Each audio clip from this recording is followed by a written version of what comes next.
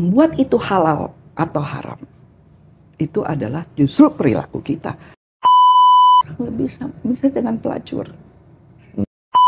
Mau kamu seorang cendekiawan, mau kamu seorang ulama atau pastor, tapi kalau hati kamu sudah seperti itu, maka logika kamu tidak jalan.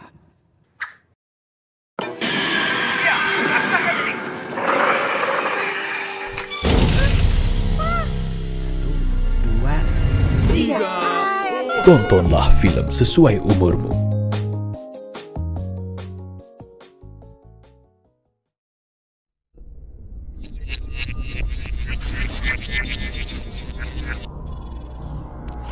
Action! Nihil.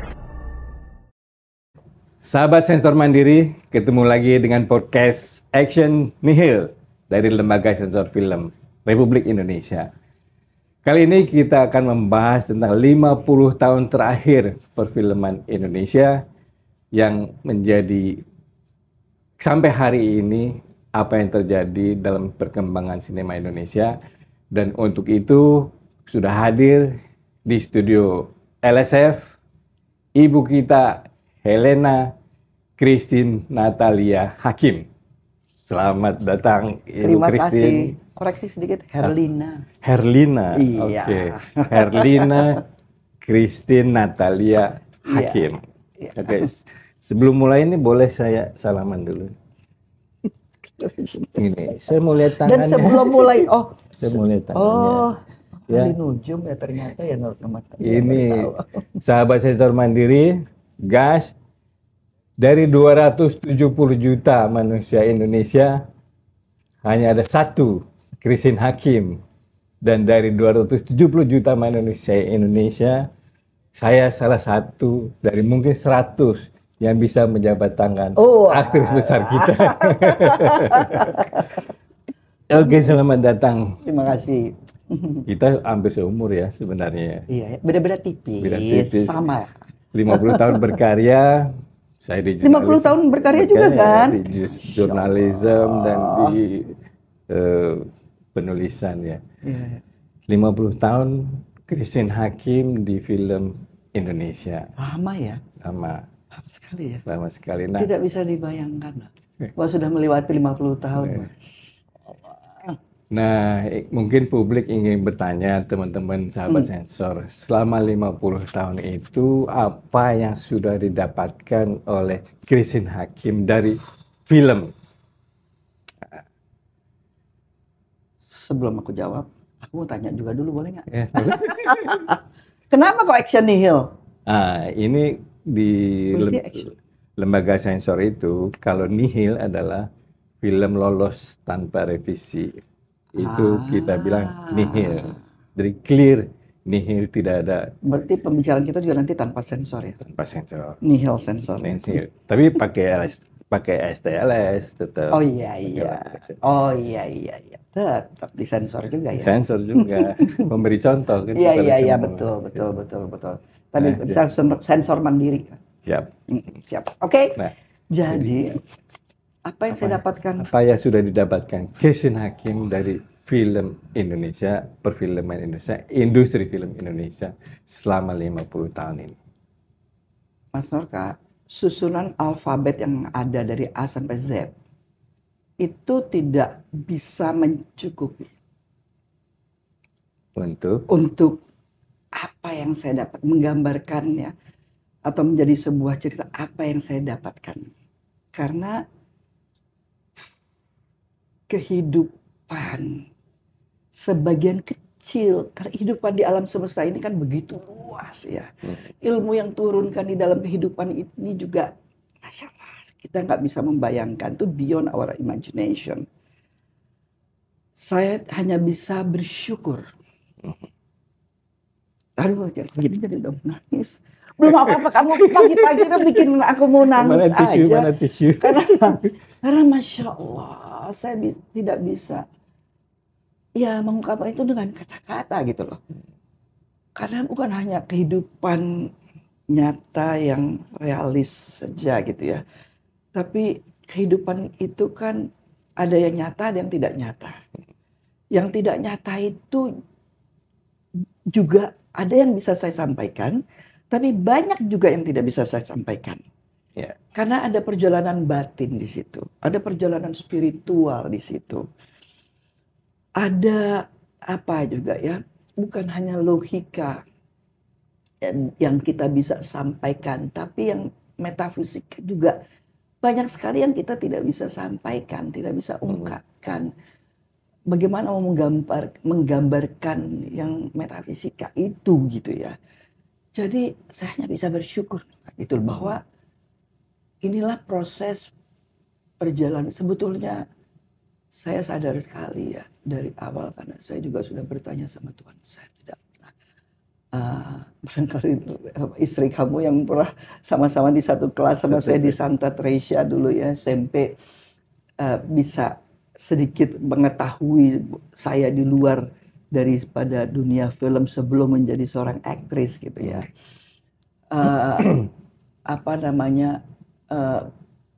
Saya dari kecil saya hanya bercita-cita ingin menjadi orang yang baik saja. Dan orang yang berguna untuk bukan hanya keluarga, tapi untuk banyak orang, untuk lingkungan. Dan untuk menjadi orang yang berguna, saya tahu saya harus menjadi anak yang pintar. Saya harus belajar ya dengan tekun.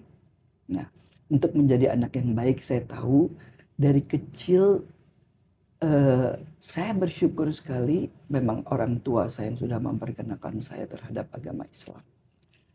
Dan akhirnya saya meyakini itu, dan saya bersyukur Tuhan yang memberikan keimanan itu, karena saya bisa merasakan dari kecil nikmatnya iman itu. Ya.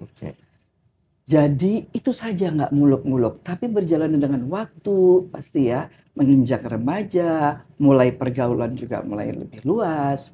Sehingga kok aneh juga ya, saya nggak pernah punya cita-cita seperti orang lain. Ada yang ingin jadi dokter, jadi insinyur, jadi whatever gitu ya. Kemudian saya mulailah apa ya cita-cita saya. Barangkali pada saat saya muncullah cita-cita ingin menjadi seorang arsitek atau psikolog. Karena saya senang sebetulnya merenung. Saya senang mengamati lingkungan, termasuk perilaku-perilaku manusia yang ada di sekeliling saya, termasuk saya sendiri. Kemudian kalau itu sampai saya barangkali tertarik dengan psikologi. Kalau untuk arsitektur saya kira mungkin saya terinspirasi oleh ibu saya, yang kakek saya, ayah ibu saya itu bekerja di kantor arsitektur dulu di zamannya Soekarno, itu ada PT Markam. Oh, Markam. Iya, kakek saya di situ sebagai juru gambar. Keluarga Aceh ya? Betul. Saya nggak tahu keluarga apa mah. Aceh. Aceh atau Arab ya, tapi artinya di situ ya. Kakek saya sebagai juru gambar. Sehingga ini pun juga barangkali menurunkan ini kepada ibu saya secara otodidak. Ibu saya kemudian sangat paham sekali masalah konstruksi.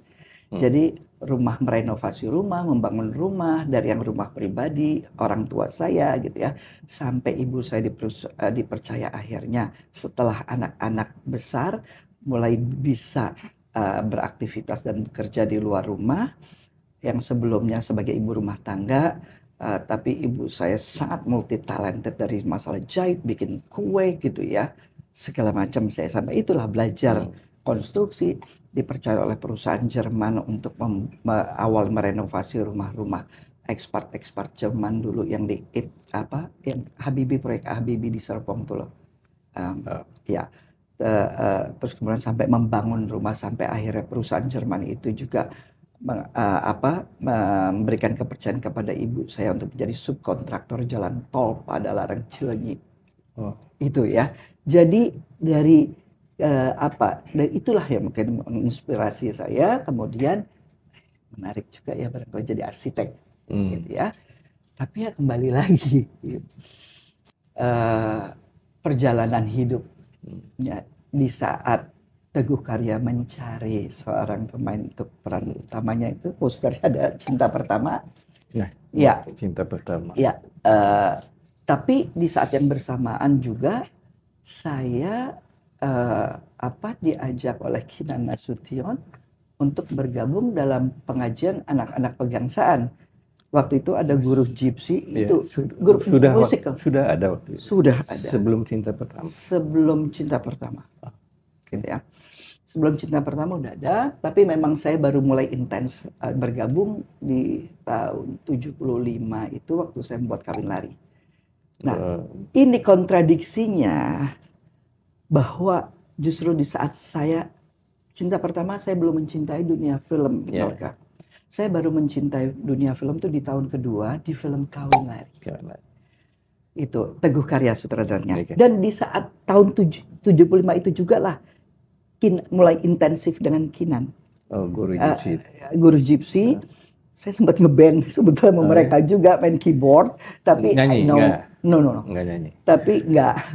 Kemudian tapi saya merasa bukan juga dunia saya karena kan itu waktu itu juga film juga saya belum merasa dunia saya juga walaupun udah terlibat. Jadi tapi saya tertarik justru dengan itu membedah Al-Quran dan hadis. Di pengajian itu yang dulu dikenal dengan Islam Jamaah itu kan ya. Jadi saya lagi sedang tertariknya. Kemudian saya paralel dengan itu terlibat di film Kawin Lari. Dan dimulai di film Kawin Lari itulah saya baru mencintai dunia film. Setelah saya mengetahui dan menyadari bahwa dunia film ini ternyata syarat dengan ilmu pengetahuan ya. Iya kan?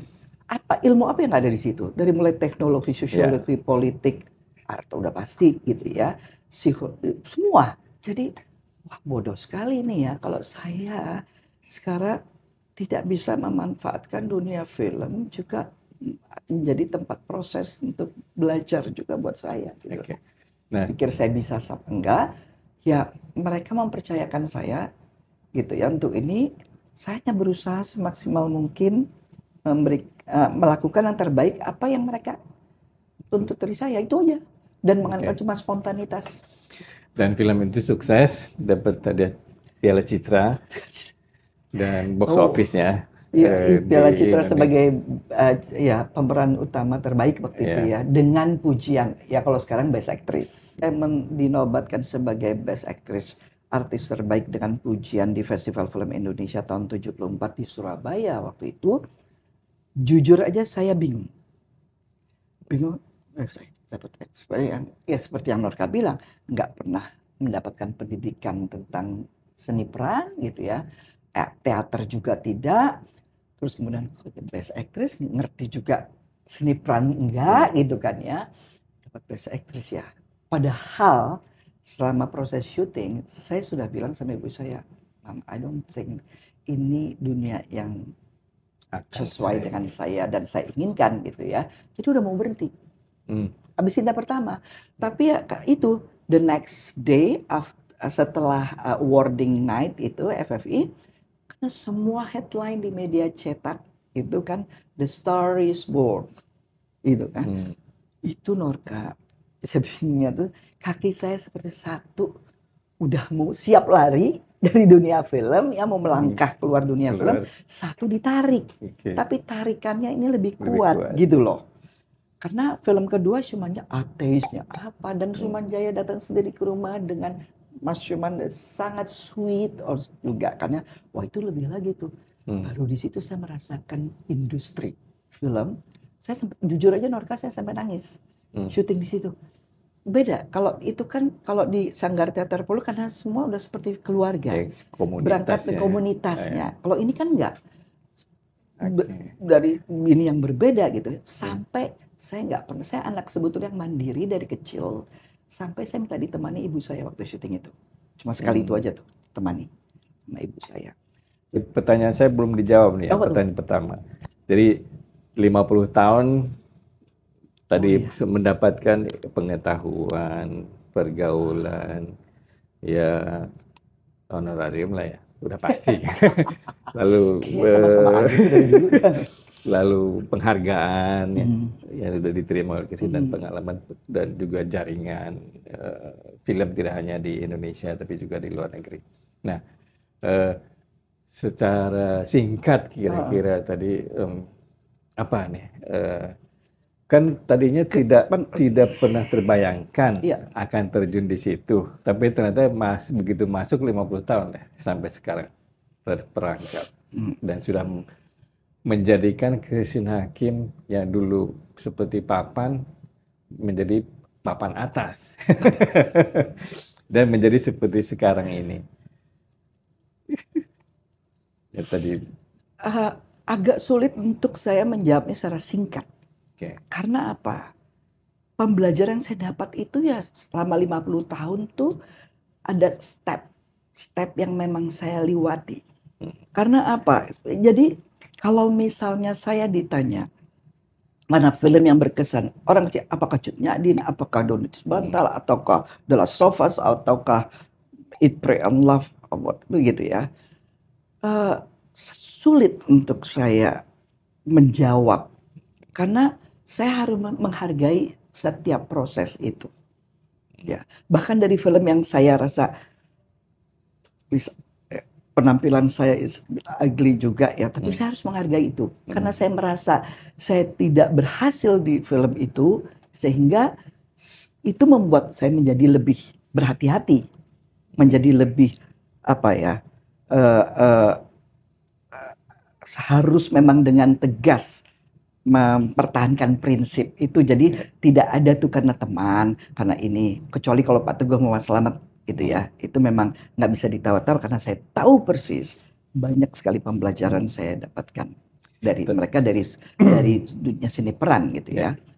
Tapi itu natural sih, tidak semua film aktor aktris besar itu juga diingat oleh publik ya. Hanya satu dua yang menjadi milestone, menjadi diingat oleh publik. Iya, tapi Norka, maaf, saya harus menjawab ini gitu, karena ini penting juga gitu ya.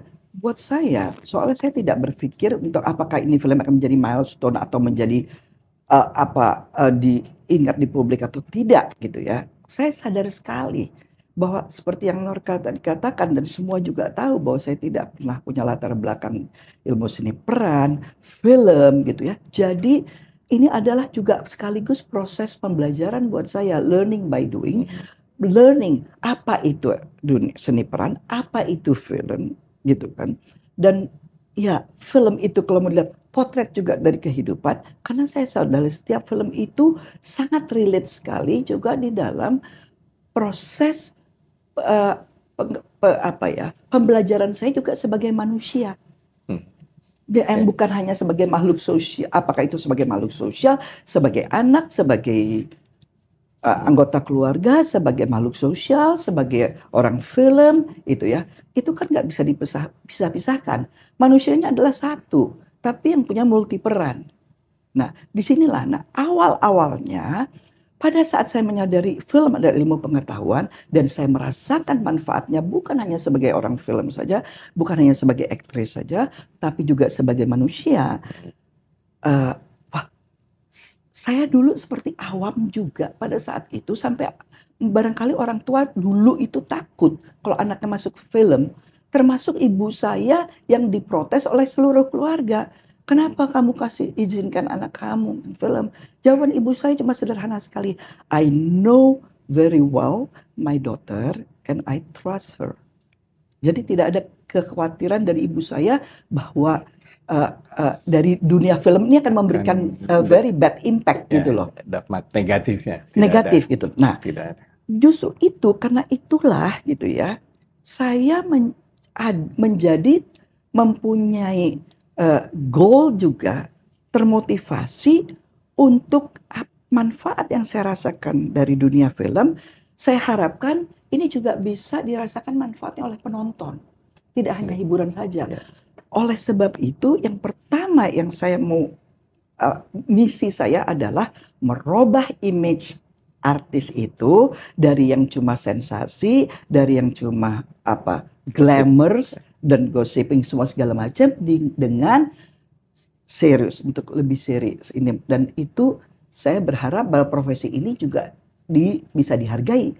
Jangan salah Norka, sewaktu saya pernah diinterview oleh TV Prancis ya, mereka membuat dokumen tentang perempuan-perempuan yang terlibat dalam film, terutama sebagai pemain di negara-negara Islam. Indonesia memang bukan negara Islam, tapi mayoritas Islam. Jadi seperti mereka interview di Iran, di Turki, gitu ya, di Mesir, gitu ya. Sebagian negara-negara Islam itu menganggap masih profesi film ini kurang lebih bisa dengan pelacur. Sebegitu jeluknya. Jadi mereka juga heran. Mereka lihat saya sholat 5 waktu, tapi saya pakai rok cuma di bawah lutut, nggak tertutup, dan di dunia film. Itu kan ya. Nah, ini yang bahkan Norka tahun 2000 di atas 2010 aja, 2015 lah, di atas 2015. Baru-baru. Itu masih ada dari kalangan film, apalagi semenjak ya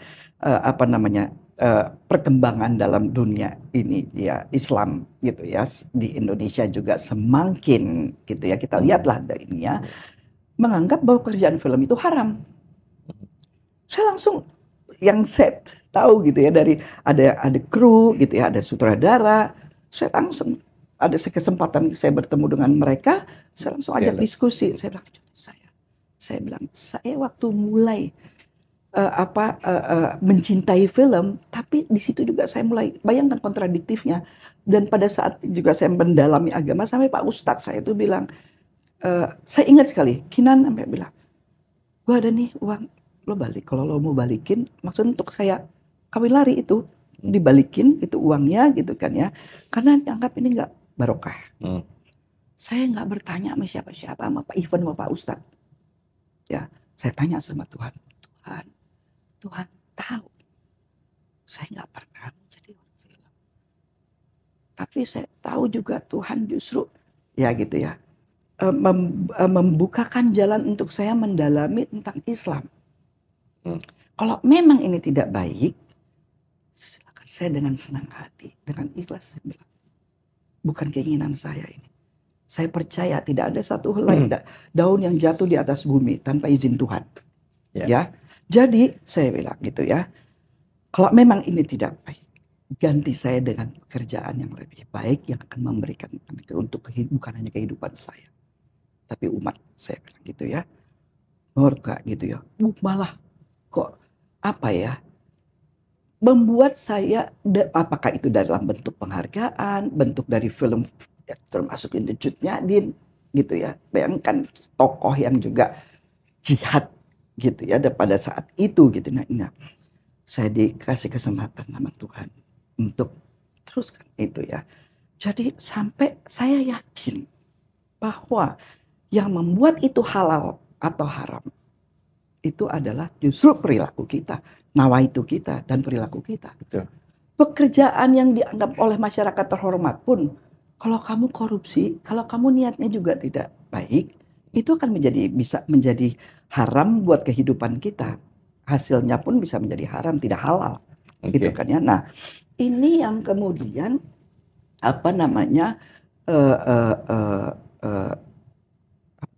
kok jadi akhirnya haram dan halal. Nah, membuat goal saya itu tadi gitu kan, merubah image itu kan ya, film gitu ya, bukan itu barang atau pekerjaan yang haram. Bayangkan saya kok juga pasti itu semua atas kehendak Tuhan. Main film Ponirah Terpidana itu menjadi mantan seorang pelacur, syutingnya di lokalisasi beneran. Gitu loh.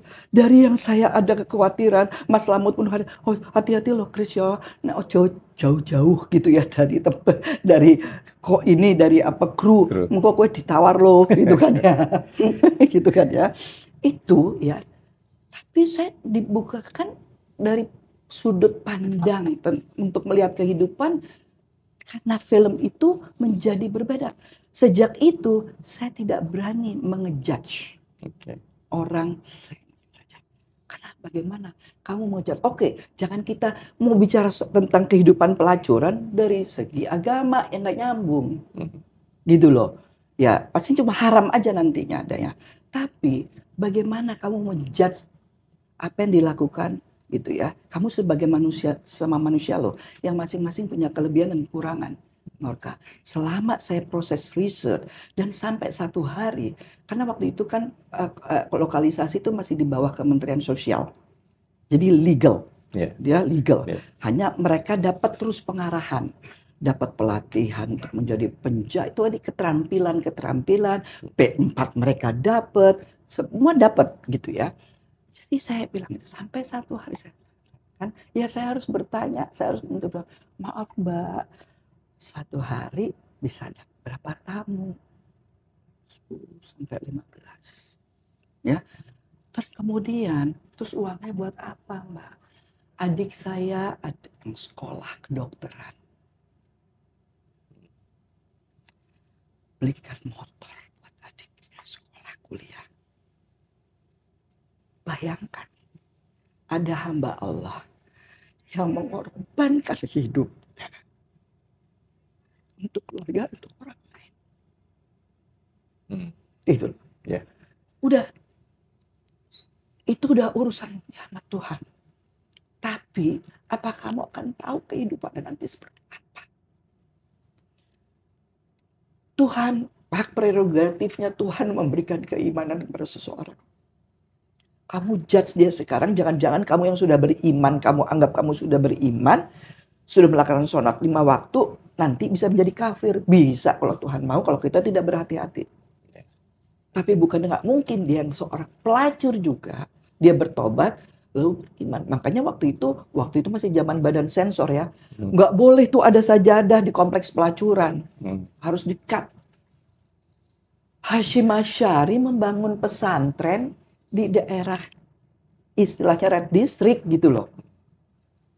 Disitulah harusnya kan itu kita kerja. Nah ini jadi kembali lagi pembelajaran hidup dalam itu sebabnya karena saya tahu Tuhan mau memberikan pembelajaran hidup kepada saya sebagai manusia ya melalui film-film saya itu sehingga ini yang membuat saya juga menjadi berhati-hati Norka di dalam mau mengambil atau terlibat dalam sebuah produksi. Aku boleh minum dulu ya. Pagi-pagi Norka udah disuruh nangis terus gimana? Sekarang mungkin ini karena kan tadi Christine 50 tahun ingin memperbaiki lah, mengembalikan citra film sebagai karya seni yang positif, tidak negatif, termasuk juga semua sineas dan para pemainnya.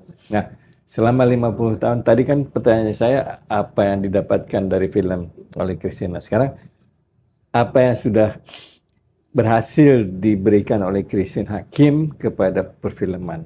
Jadi selain tadi mengembalikan citra positif bahwa film ini sesuatu yang tergantung dari manusia imannya kan, bahwa bukan makanya di dalam pasal di undang-undang perfilm ada kenapa ada lembaga sensor adalah untuk menghindarkan dampak negatif dari film. Ini Kang Atung paling marah tuh. Tidak berdampak negatif film itu tergantung dari orangnya. Betul, persis. Jadi upaya apa yang dilakukan oleh Christine agar citra perfilman kita ini sampai hari ini lebih baik? Ya, Norka saya nggak bisa mengatakan bahwa image film sekarang membaik itu karena saya. Tidak bisa saya mengatakan gitu. Ya, saya hanya bagian elemen kecil saja dari seluruh instrumen yang ada gitu ya. Tapi inilah perjuangan semua dari orang-orang film. Bukan mengembalikan, tapi mungkin dulu orang nggak paham terhadap dunia film. Maka menjadi tanggung jawab kita lah yang terlibat dalam dunia film untuk menyampaikan melalui perannya masing-masing. Ini loh dunia film ini. Ya kita harus bersyukur sekarang bahwa memang saya kira hampir tidak ada orang tua yang melarang anaknya ke dunia.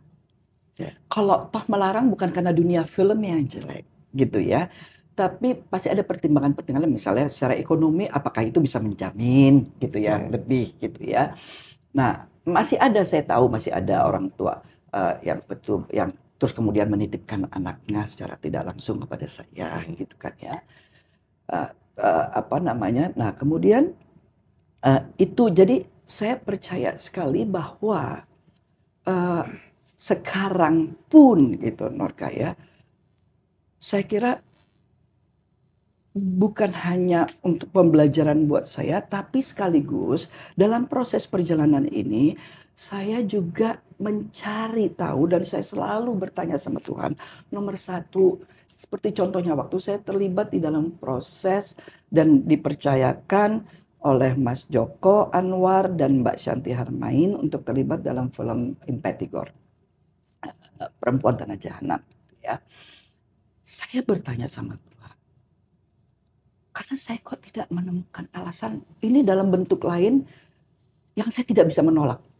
Shanti itu sahabat saya, adik saya, sama-sama produser di Pasir Berbisik, kita berjuang juga sama-sama untuk mengangkat itu ya, terus mengencourage filmmakers perempuan gitu kan ya, sama Nen gitu kan, sama Shanti, sama Raya gitu kan ya. Terus kemudian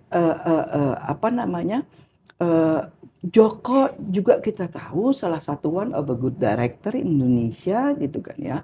Walaupun dia sekarang memilih genre-nya trailer dan horor, tapi itu kan masalah pilihan dan dia sudah membuktikan kepada dunia juga bahwa dia salah satu sutradara film dengan genre horor dan trailer yang terbaik di dunia, bukan cuma di Asia gitu ya. Tapi saya nggak ada alasan gitu ya. Jadi saya bertanya Tuhan, sampai saya istiqoroh jujur aja.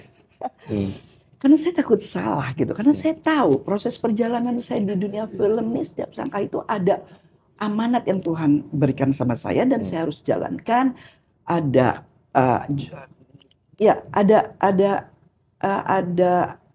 amanat, ada pesan yang saya harus sampaikan gitu. Saya tanya Tuhan, dan juga pembelajaran yang pasti gitu kan ya, pembelajaran apa yang Tuhan mau kasih sama saya melalui film ini. Karena kok kali ini Tuhan memberikan jalur yang berbeda dengan yang sudah 40 tahun Tuhan berikan kepada saya. Pasti ada, cuma pembelajaran apa gitu kan ya. Sedikit-sedikit itu terbuka tuh. Ya, oh ini metafor. Saya tanya, konfirmasi sama Joko, ini metafor ya? Iya Bu. Oke, metafor. Tapi Tuhan, saya bertanya lagi. Saya masih tidak percaya ada manusia sejahat yang saya harus perankan itu Nyimisnik. Waktu saya bilang waktu saya diminta jawaban sama manajer saya, Bu, ini dari produksi minta jawaban. Kalau Ibu nggak apa-apa, artinya mereka bisa mencari yang lain. Saya lagi di Amerika waktu itu. Udah kan, saya bilang sama manajer, udah. Kamu tahu, udah gitu ya, standar Ibu, apa yang ingin. Sekarang terserah kamu, karena aku belum menemukan. Kalau aku hanya menolak, nanti juga salah. Jangan-jangan pada saat saya menolak. Terserah. Jadi saya pasrahkan. Begitu pulang baca skrip, kaget. Waduh, jadi hantu. Gitu kan. Ya Allah, itu makanya saya bertanya sama Tuhan. Setelah baca, saya tidak percaya ada manusia yang jahatnya kayak gini. Ini lebih jahat dari iblis ini manusia Nyimisnik ini. Dan saya nggak ngerti Tuhan. Bagaimana? Kalau saya tidak mengerti, saya bagaimana harus mentransform perasaan si tokoh ini kepada penonton. Dan harus delivery tokoh ini gitu kan ya. Gak ngerti. Satu hari.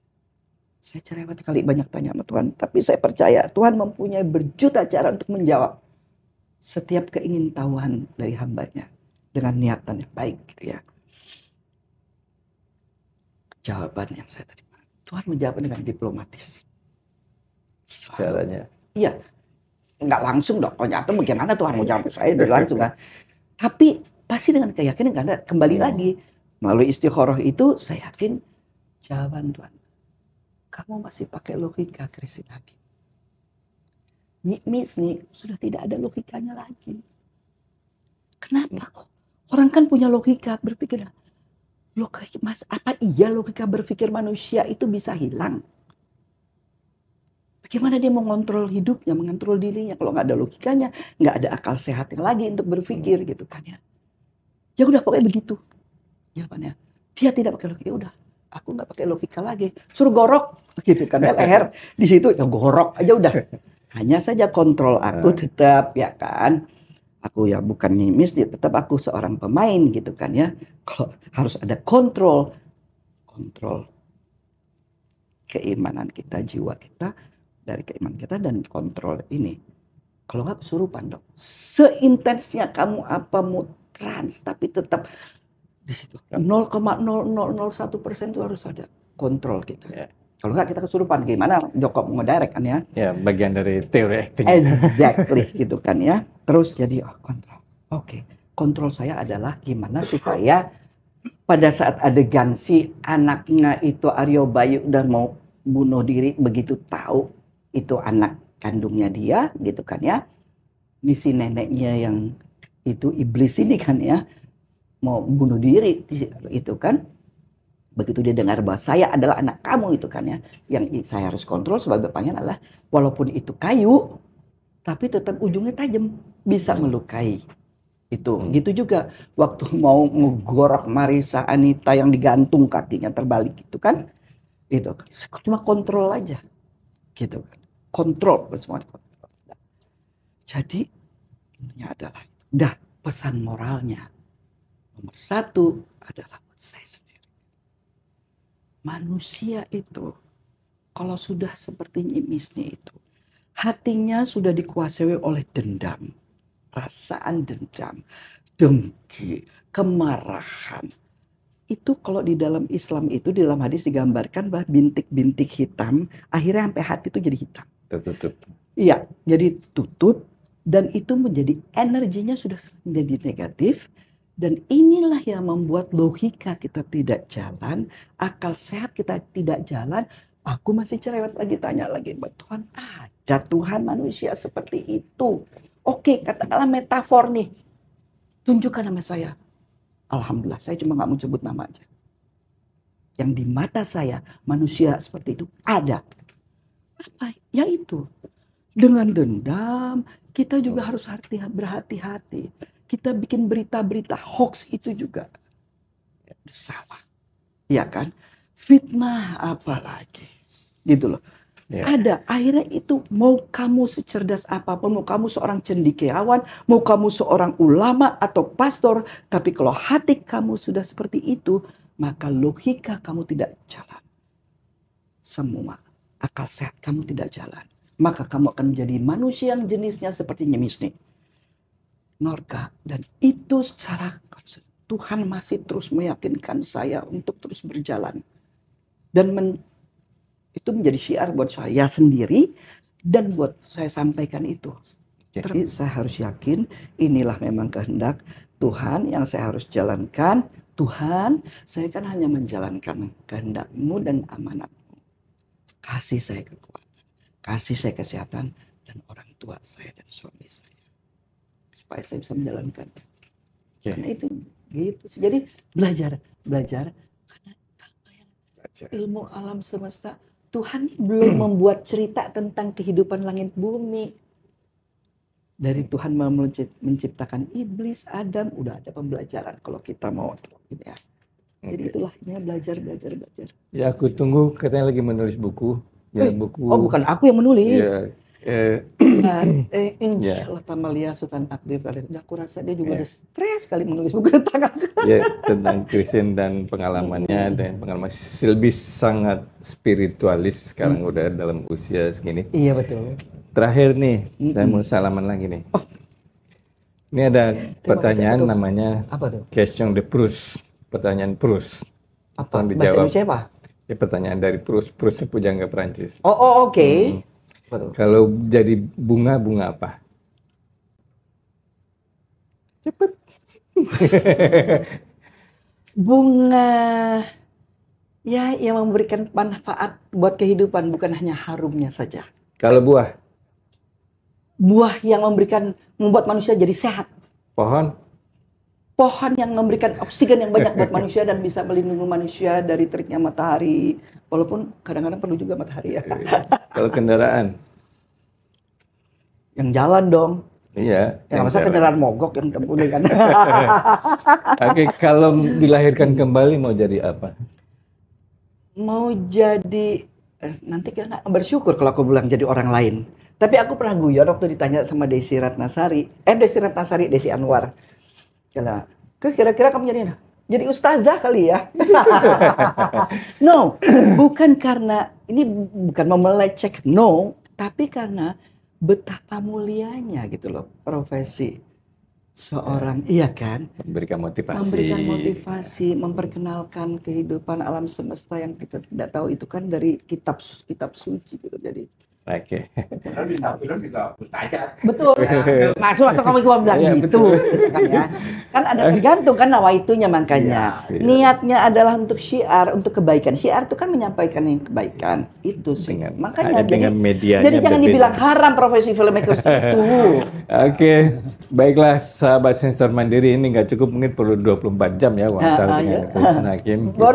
Serial. Demikian perjumpaan kita kali ini. Semoga kita bisa bertemu kembali dengan Christine, mungkin dalam kesempatan yang berbeda. Amin ya rabbal alamin. Amin. Demikian, saya Nur Kamasardi, Action Nihil. Jangan lupa subscribe, komen, apapun tentang podcast ini, apalagi dengan Ibu Christine Hakim, pasti sangat menarik dan semua perbincangan kita sangat bermanfaat. Assalamualaikum.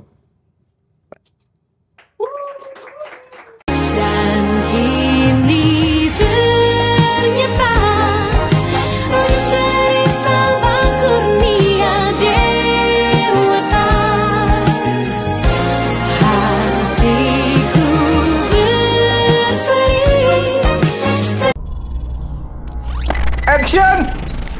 Nihil.